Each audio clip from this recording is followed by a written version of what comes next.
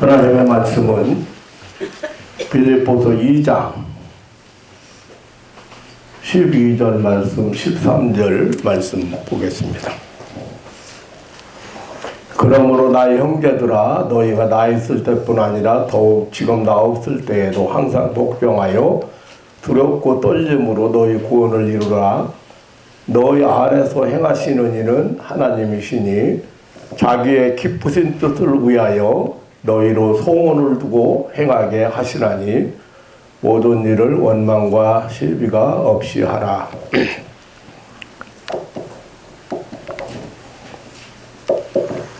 13절 다시 한번 보겠습니다. 너희 안에서 행하시는 일은 하나님이시니 자기의 기쁘신 뜻을 위하여 너희로 소원을 두고 행하게 하시나니.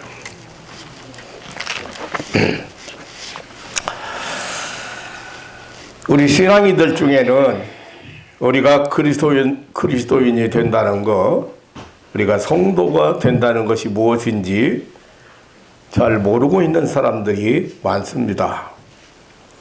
바울 사도는 로마서 8장 9절에서 너희 속에 하나님이 영이 거하시면 영에 속한 사람이라고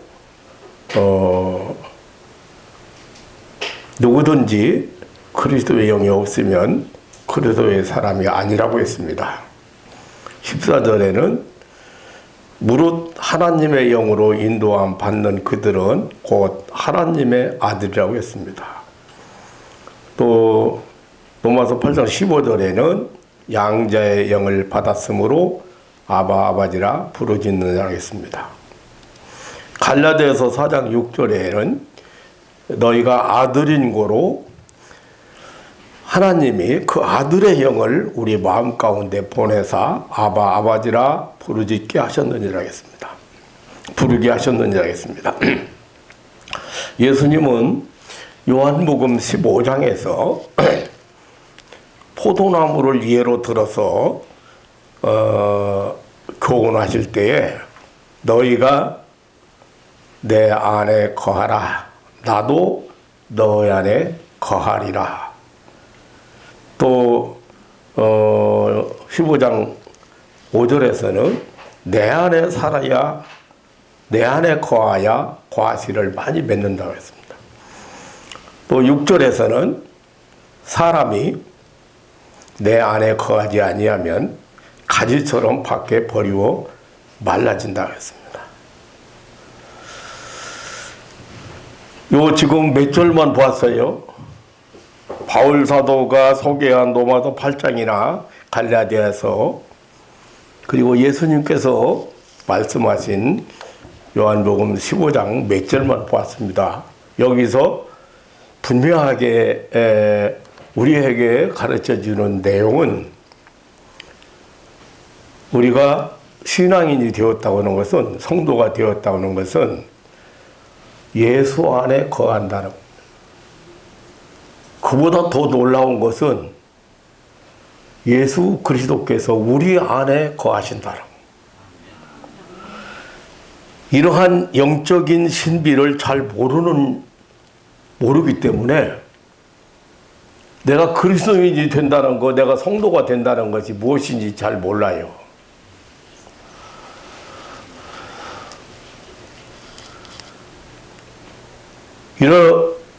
이런 사람들이 너무 많아요. 우리 기독 신자들에게 예수 그리스도가 너희 안에 계시냐고 물으면 모두 예라고 대답할 것입니다.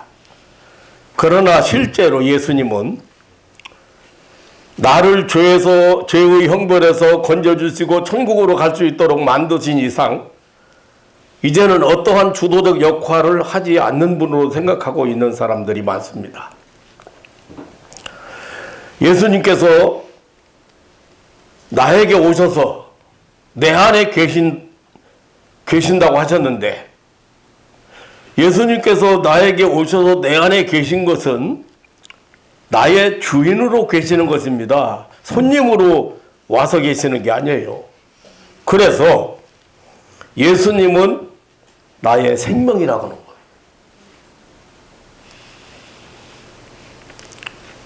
예수님의 이름 안에서 사는 것이 아니라 이제 예수님의 능력 안에서 살아야 합니다. 그런데 예수님은 우리를 그냥 천국 백성으로 하나님의 자녀로 만들어 주며 그리고 천국 백성으로서 신앙인으로서 사는데 필요한 어떤 규정들을 주실 것이라고 생각하는 사람들이 많습니다. 이게 종교인들이에요. 그래서 예수님이 우리에게 성도로 살아갈 수 있는, 신앙인으로 살아갈 수 있는 어떤 규정을 주셔서 그것을 지키는 것이 신앙생활이라고 생각하는 사람들이 많습니다. 우리는 하나님 앞에서 죄인임을 시인하고 회개하고 죄 가운데 살지 않으려고 하는 것을 보면은 예수 생명이 내 안에 있는 것이 확실합니다. 그리고 영생을 얻었고 천국의 소망으로 살아가고 있는 것을 보면은 예수 안에 있는 것이 확실합니다. 이것이야말로 예수님께서 행하신 일의 궁극적인 목적이며 십자가에 죽으신 이유입니다. 우리를 구원하신 목적입니다. 그리고 우리의 모든 죄가 사해졌음을 예수님의 십자가가 확실하게 증명하고 있습니다. 우리가 살아가면서 하는 실수나 허물도 모두 사해 주실 것이 분명합니다. 요한일서 2장 7절에는 그 아들 예수의 피가 우리를 모든 죄에서 깨끗하게 하실 것이라고 했습니다. 우리의 삶은 이제 예수께서 행하신 모든 일에 감사함으로써 이에 대해 반응하는 것도 사실입니다. 문제는 우리가 이제 하나님의 뜻을 따라 살기 위해서 어떻게 해야 하는가입니다. 우리는 하나님께 기도하고 간구합니다. 그럼 어떤 것을 체험하기도 합니다. 또 어떤 것은 지속적이지 못한 것도 있고 반복적으로 기도해야 될 것도 있습니다. 그런데 하나님께서는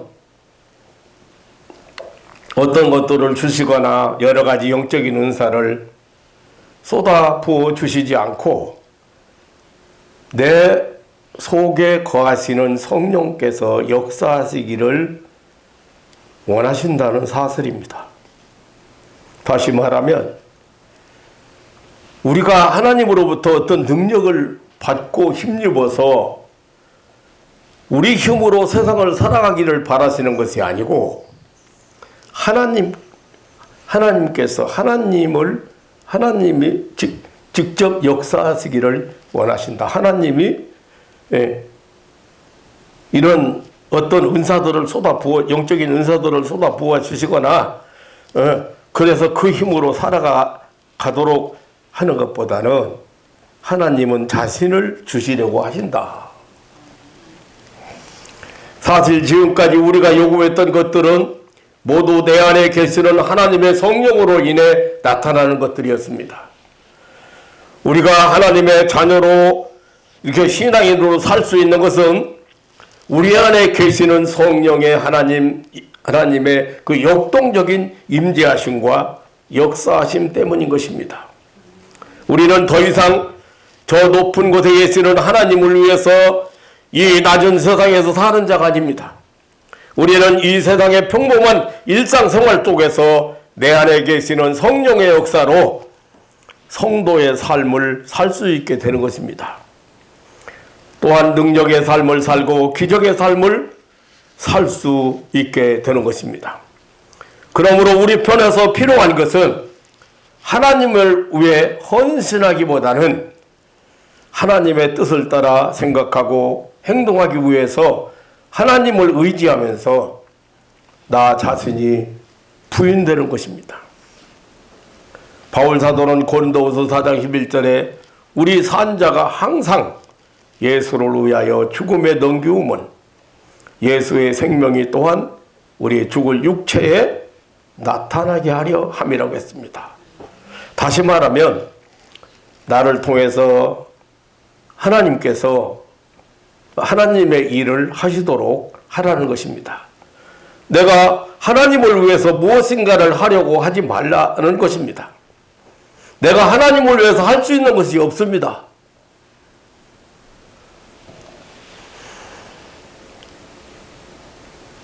신앙생활에 하나님을 위해서 무엇을 하는 것으로 잘못 알고 있습니다. 우리는 하나님께서 친히 당신의 일을 하시도록 하지 않고 내가 하나님을 위해 무엇인가를 하려고 헌신하려고 노력을 하고 힘써야 된다고 생각을 합니다. 우리가 잘 아는 구약의 인물 중에 제가 오늘 한두 사람만 소개를 좀 하겠습니다. 여러분들이 잘 안다고지만 또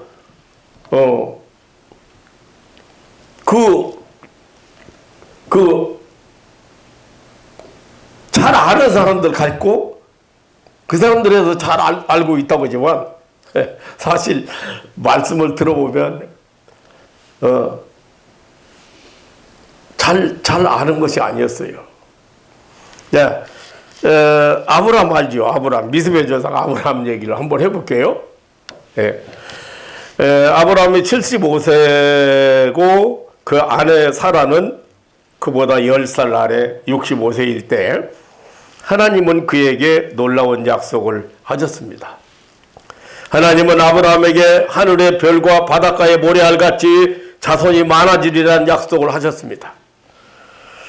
아브라함과 사라는 결혼한 지 오래되었기 때문에 이제 아직 자식이 없었어요. 그래서 자식을 가지려는 희망이 사라진 지가 오래였습니다. 근데 하나님께서 약속하셨기 때문에 또 다시 소망을 갖게 되었어요. 하나님이 그 약속의 말씀을 믿기 시작하고 우리에게도 자손이 생긴다는 기대를 가지고 기쁨으로 기다리고 또 기다렸습니다. 또 10년이 지났습니다. 아브라함이 이제 85세고 사라가 75세가 되었습니다. 여전히 자식을 가질만 하는 자식이 생기지 않았어요. 여전히 그 자식을 가질 만한 어떤 조건이 더욱 희박해졌습니다. 나이가 더 들어가고 이런 상황에서 아브라함 부부가 할 수 있는 일이 무엇일까? 저도 그랬을 것 같아요. 또 저도 그런 때가 더러 있어요. 근데 창세기 16장 보면은 이 문제에 대해서 아브라함 부부가 서로 대화를 하면서 앞으로 어떻게 해야 될지 계획을 하는 그런 계획을 세우는 내용을 나오는데 그들 대화에서 아브라함은 하갈이라는 여종을 통해서 자식을 갖기로 했습니다. 기발한 아이디어죠. 하나님이 아들 주신다고 했는데 그러니까 부부가 짜낸 묘책인데 기발한 아이디어. 그리고 사실상 당시 문화권에서 흔히 있는 일이에요. 그래서 아브라함은 하갈을 취하였고 하갈은 임신하여 이스마엘 아들을 낳았는데 이스마엘이라고 이름을 지었습니다. 아브라함의 동기는 참으로 진지했습니다. 하나님께서 말씀하시기 전에는 자식을 가지라는 희망도 모두 포기한 상태였지 않습니까? 그런데 이제는 지난 10년 동안 하나님의 약속 말씀 때문에 하나님의 뜻을 이루고자 노력하고 힘썼을 것입니다. 아들 이스마엘은 아브라함이 하나님께 불순종하거나 하나님을 거역해서 낳은 자식이 아니라 어찌 보면은 사실상 그 하나님의 뜻을 어찌면 이룰 수 있을까 그런 마음에서 낳은 자식이었습니다. 아브라함과 사라가 아들 출생을 위해서 방법을 모색한 것은 하나님께 대한 불순종에서 비롯된 것이 아니라 하나님의 뜻을 이루려는 그런 생각에서 비롯된 것입니다. 그런데 하나님은요, 이스마엘을 아들로 인정하지 않았습니다. 사라가 임신해서 이삭을 낳은 것은 이스마엘이 태어난 지 14년 후였어요. 하나님께서 약속의 말씀을 하신 지 만 25년이 지나서 했어요. 나중에 하나님이 아브라함을 시험해서 이삭을 번제물로 바치도록 요구하셨을 때, 창세기 22장 2절 보면 이삭을 내 사랑하는 독자라고 표현했습니다. 14년 전에 지금 아브라함이 노력하고 애써가지고 하나님의 뜻을 이루기 위해서 낳은 이스마엘이 아들이로 인정 안 했어요. 독자라고 하니까 내 아들 독자.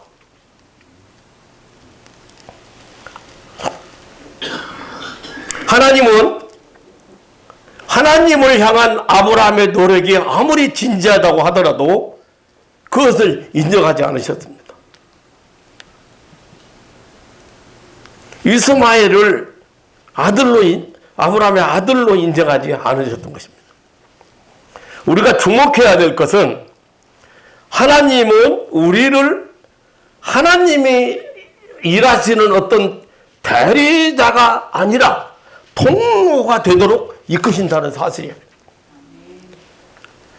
이스마엘은 아브라함 자신이 일이었고 이삭은 하나님의 일이었습니다.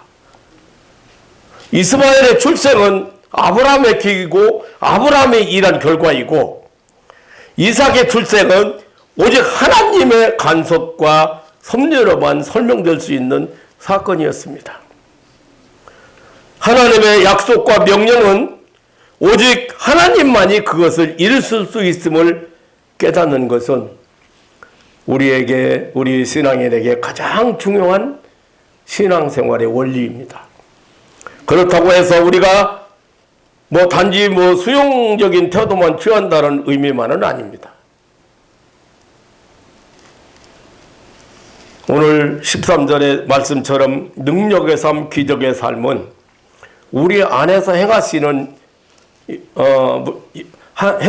이신 하나님의 깊으신 뜻을 위하여 우리로 하여금 소원을 두고 행하게 하시는 하나님의 존재를 기초로 한다는 것입니다.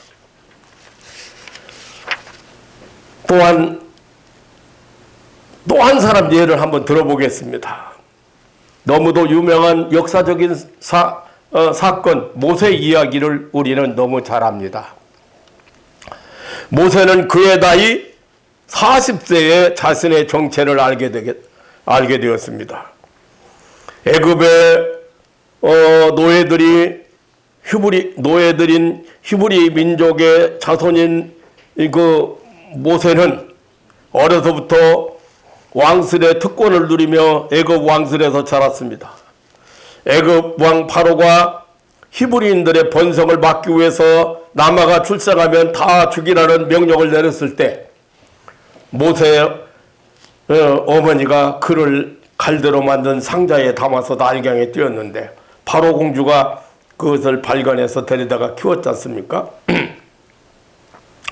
그런데 사도행전 7장 20절로 45절을 보면 스데반 집사가 성령에 충만해가지고 그 예수를 증거할 때 이 모세 얘기가 나와요. 그런데 거기 보면 모세가 40살 때 되었을 때 히브리 민족의 처참한 노예 생활을 보면서 하나님께서 자기의 손을 이용해서 자기 민족을, 자기 형제들을 구원하신다는 생각에 자신을 헌신하게 됩니다.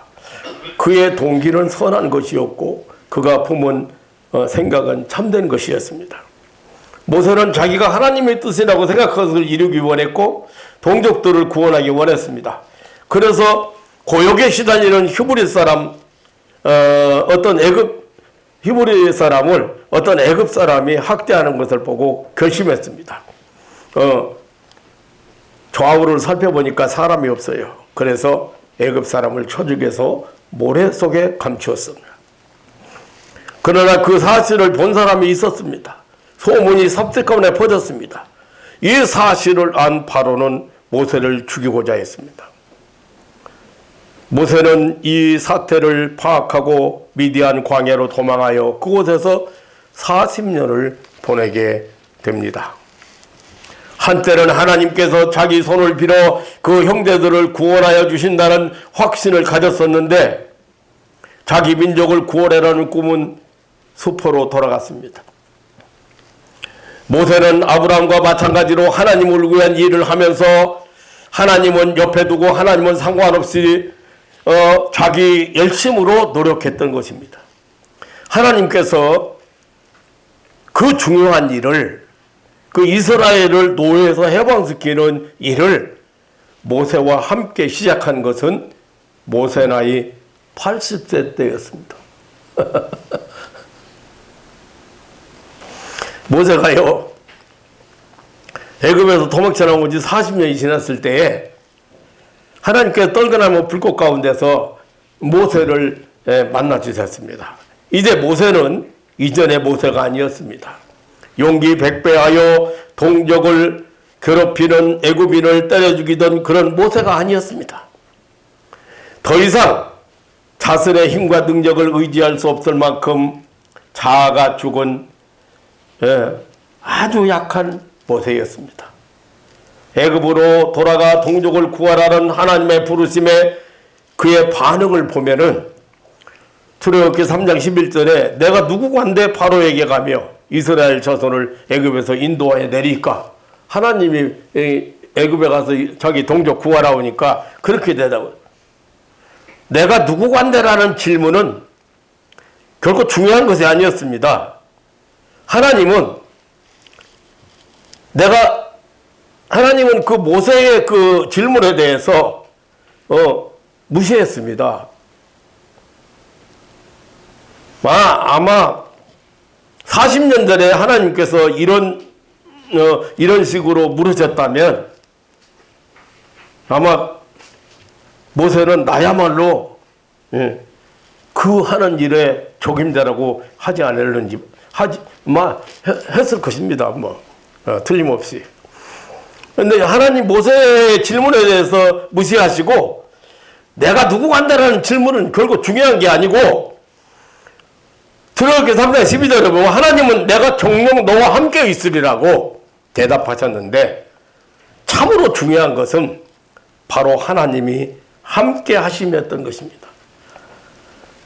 일을 이루는데 반드시 필요한 자원은 모세가 어떤 사람인가에 있었던 것이 아니라 하나님이 어떤 분이신가에 있었습니다. 그러자 모세는 제대로 질문합니다. 다시 말하면 하나님이 누구신가를 물은 것입니다. 우리는 정말 때때로 순간순간 하나님께 이런 질문을 해본 일이 있습니까? 그리고 이런 질문을 하고 그런 하나님의 대답을 들어본 일이 있습니까? 모세가 하나님이 모세에게 이렇게 대답을 했어요. 나는 스스로 있는 자니라. 또 이르시되 너는 이스라엘 자손에게 이같이 이르기를 스스로 있는 자가 너희에게 보내셨다 하라고 했습니다. 여기 스스로 있는 자라고 그렇게 표현했는데 이 말은 하나님은 영원히 현존하시는 분이라는 의미입니다. 그분은 떨기나무 불꽃 가운데만 계셨던 분 혹은 이스라엘이 가야 할 그런 마지막 종착지인 그 약속의 땅에 계시는 분만이 아니라 항상 언제나 삶의 현 시점에서 역사하시며 능력으로 역사하시며 우리를 돕고 계신 분이라는 의미입니다. 사랑하는 성도 여러분, 이것이야말로 우리 구원받은 성도들의 삶의 근본 원리입니다. 제가 늘 강조하는 게 두 가지가 있습니다. 하나는 하나님 나라의 임재에 대한, 지금 이 순간에 하나님께서 이곳에 임재하시면 여기는 천국이야. 그 하나님께서 임재하시는 그곳에 우리가 그 하나님 앞에 소원을 아뢰고 기도했을 때 어떻게 응답받아요? 당연히 응답받는 거예요.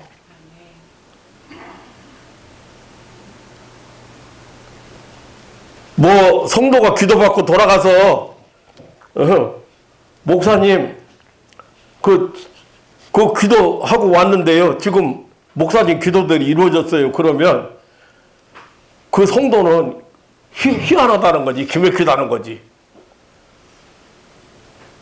그런데 저는 당연한 일로 생각해요.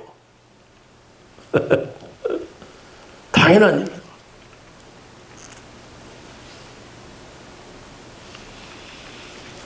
일. 돌아가서 목사님 기도대로, 옛날에 저 이정열 집사님이 여기 식사 점심 같이 먹고 집에 돌아갔어. 기도해주고. 근데 돌아가서 바로 전화 왔어요. 목사님 기도대로 이루어졌다고. 그런데 그 전에 무슨 얘기가 있어요? 희한하게 목사님이 희한하게 그게 바로 천국이에요. 또 한 가지는 하나님이 항상 함께 하신다는 거예요. 너가 내 안에 내가 너 안에. 그런데 그 함께 하시는 하나님이 어떻게 일하시는가를 하나님이 일하시도록 해야 되는데, 하나님이 당신의 뜻을 이루도록 해야 되는데 우리는 그 원리를 잘 모른다고 말이에요.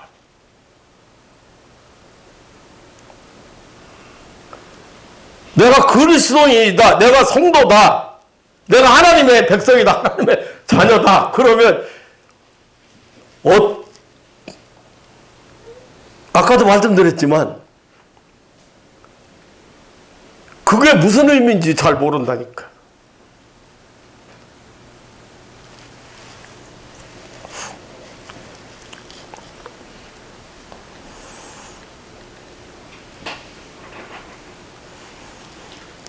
항상 언제나 삶의 현 시점에서 역사하시며 능력으로 역사하시며 우리를 돕고 계시는 분이시라는 사실을, 이것이야말로 구원받은 성도들의 삶의 근본 원리라는 사실을 여러분 아셔야 됩니다. 하나님은 독생자를 보내서 십자가의 구원만 하셨고, 그래서 우리는 단지 그 하나님이 행하신 일들을 돌아보면서 감사하기만 하면 되는 것이 아닙니다. 하나님은 단지 지금은 천국에서 우리를 영접하기 위해서 기다리고 계신 분이 아닙니다. 하나님이 원하시는 바는 우리의 삶의 현장에서, 현 시점에서, 그리고 우리의 삶의 모든 영역에서 역사하시는 것입니다. 하나님은 나를 통해서 하나님이 살아계시고 역사하심을 보여주시는 거예요. 드러내시는 거예요.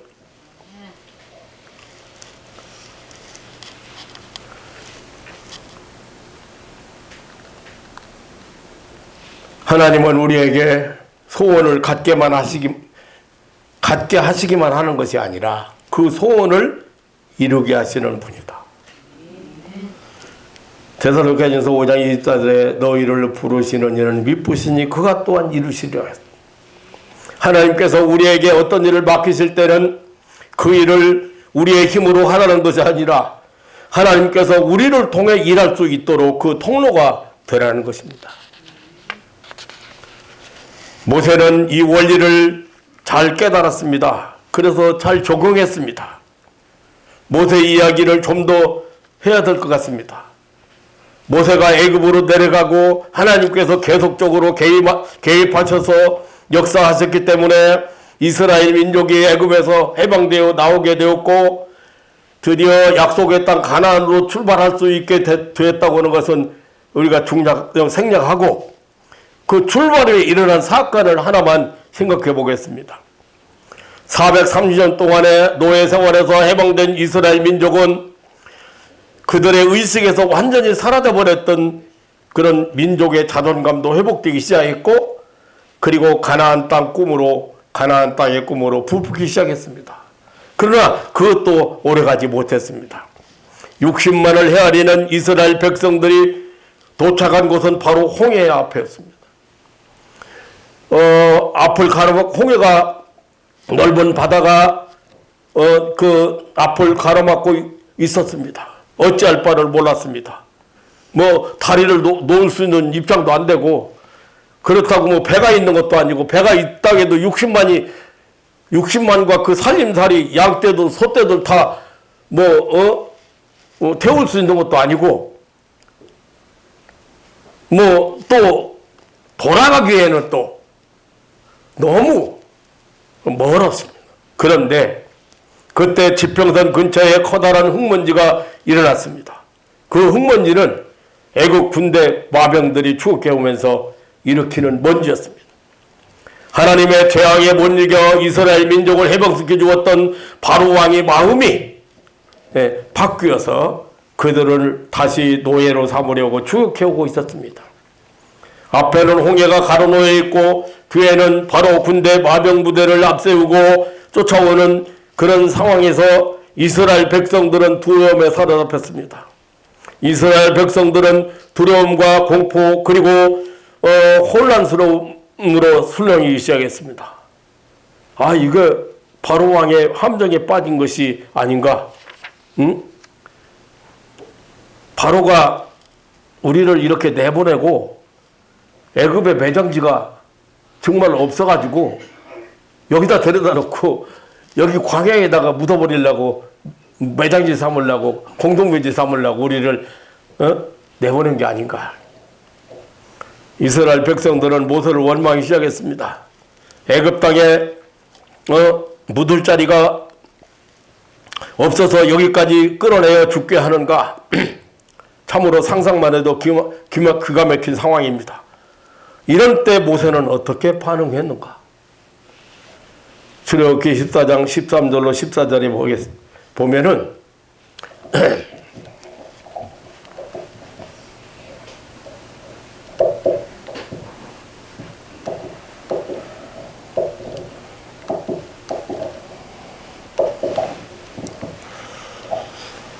모세가 백성에게 이르되 너희는 두려워 말고 가만히 서서 여호와께서 오늘날 너희에게 행하시는 구원을 보라.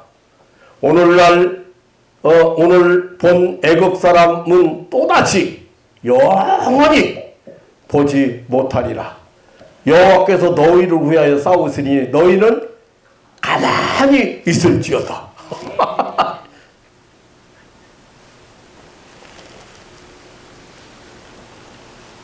자, 여기 지금 모세의 외침은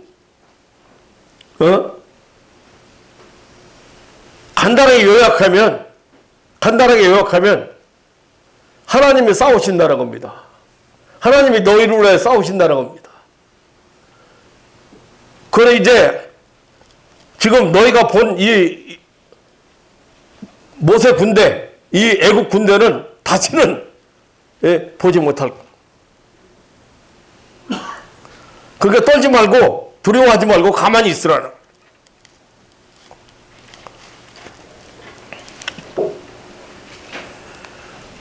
어떻게 모세는 이런 식으로 말할 수 있었는가? 백성들이 다시 포로되어 노예 생활로 돌아가든지 최악의 경우 죽을 수밖에 없는 상황에서 너무도 무책임한 반응이 아닐 수 없었습니다. 수십만의 아비규환 속에서 모세는 하나님께 물론 부르짖을 수밖에 없었을 것입니다. 그 부르짖은 내용은 나오지 않지만 짐작은 우리가 해볼 수 있습니다. 여러분은 하나님께서 어떤 식으로 홍해를 가르쳤는지 기억할 것입니다. 그리고 어떻게 하나님께서 홍해를 사용하여 애국 군대를 물리쳐 주셨는지 기억할 것입니다. 이스라엘 백성은 마른 땅을 건너간 반면 애국 군대는 바다에 수장되었습니다. 그 순간 하나님이 관여하신 순간이었습니다. 하나님의 승리를 거두는 순간이었고 하나님이 친히 역사하시는 순간이었습니다. 이것이야말로 우리 성도들의 행동과 삶에 있어서 핵심적인 것입니다.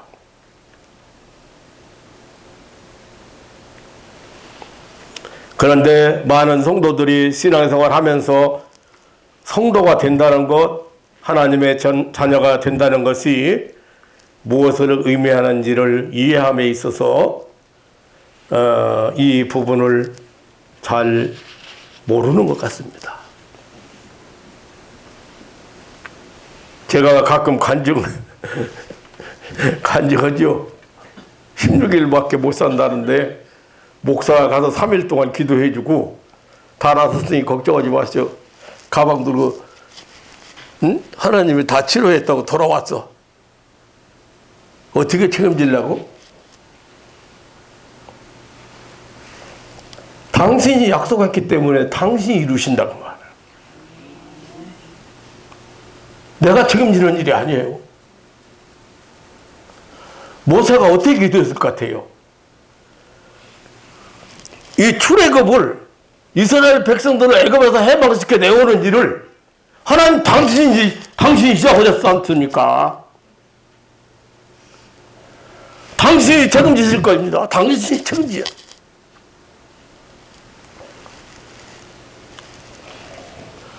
우리는 예수 그리스도가 주라는 사실을 알고 있습니다. 왜? 예수님으로 인해서 믿고 성도가 될 수 있었기 때문입니다.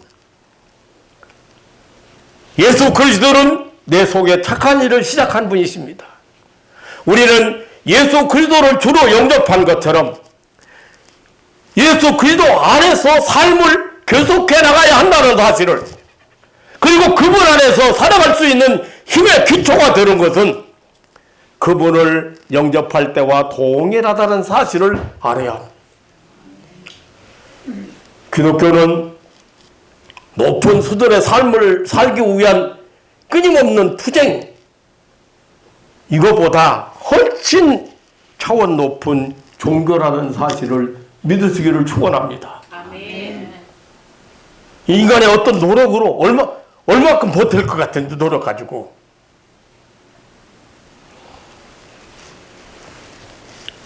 다시 말하면 현실 속에서 하나님이 의도하시는 삶을 살게 되고 창조 목적에 부합하는 사람이 될 수 있는 자원을 발견하게 되는 것이 바로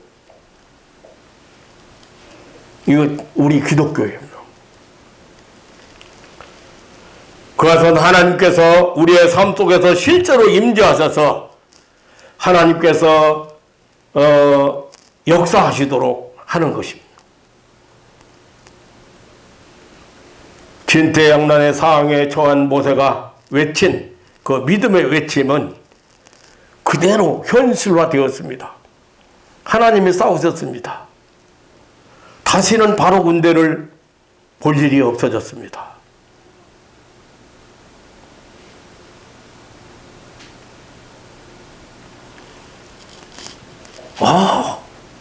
앞에 홍해가 가로막고요. 뒤에 애굽 군대가 오는 그런 막다른 것까지 하나님께서 인도하셨잖아요.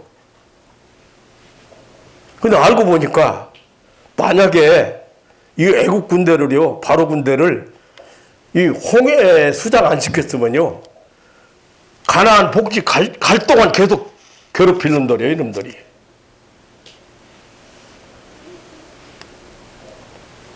바로는 마귀를 상징하는 놈이에요. 이건 끝까지 물고 들었습니다. 10가지 재앙을 만나도 그래 재앙을 결국에는 이제 돌이켜서 내버리기는 했는데 내버리고 나니까 또 억울한 거야. 억울하죠. 사실 한번 생각해봐요.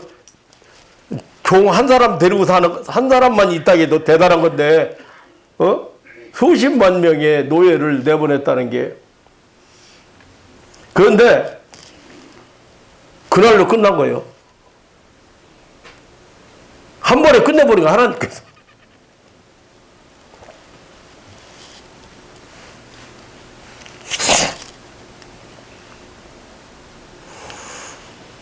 오늘 본문 13절에 너희 안에 행하시는 하나님이시다.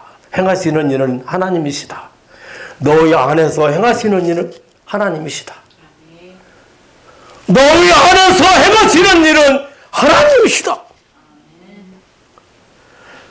자기의 깊으신 뜻을 위하여 너희로 소원을 두고 행하게 하신다. 하나님은 우리에게 소원을 가지게만 하시는 것이 아니라 하나님은 우리에게 소망을 가지게만 하시는 것이 아니라 그것을 이루게 하시는 분이라는 사실을 믿으시기를 축원합니다. 아멘. 우리의 구원도 마찬가지지만 우리에게 진정 하나님이 우리에게 주신 소원이라면, 약속이라면 분명 하나님은 그것을 이루시는 분인 것을 믿으시기를 축원합니다. 그렇기 때문에 그 믿음의 위력은 말로 표현이 안 되는 거야. 어떻게 기도했는데 7, 8년 동안 아기 못 낳는 사람이, 아니 결혼 후에 아기 낳을 가망성이 있는 사람이 아기를 낳겠을 생각해봐. 아기 나오면 길어지니까 그만해야지.